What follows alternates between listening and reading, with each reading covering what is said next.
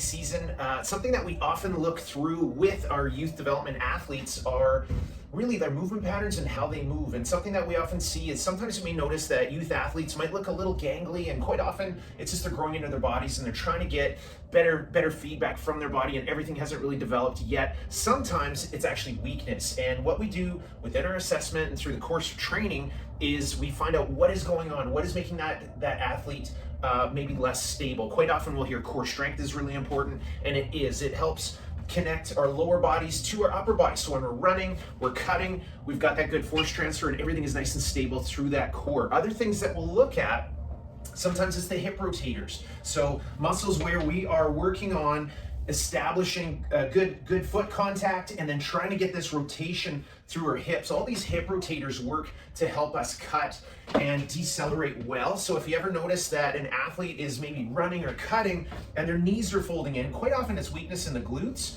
although it could also be something in their arch. So we also look at what's going on with the feet.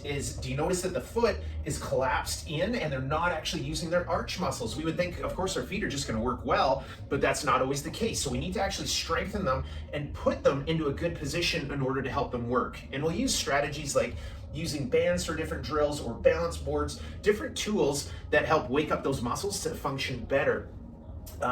Could also be weakness through the adductors. So that's, again, part of what we do is it's sometimes observing and then figuring out what the problem is. And when we can figure that out, we start to see the athletes just look more connected, more solid. So when they maybe jump up and they land and they go to push off, they're looking more stable. Their knees look like they're in a good position. Their foot has good ground contact so they can run faster, jump higher, and explode out the gates and move multi-directionally and hopefully just have fun playing the game and greatly reduce their chance of injury. So we're always looking at how can we improve performance, get them moving better, and hopefully save them from injury. So something to consider when you're thinking about getting your youth athlete ready in the off season.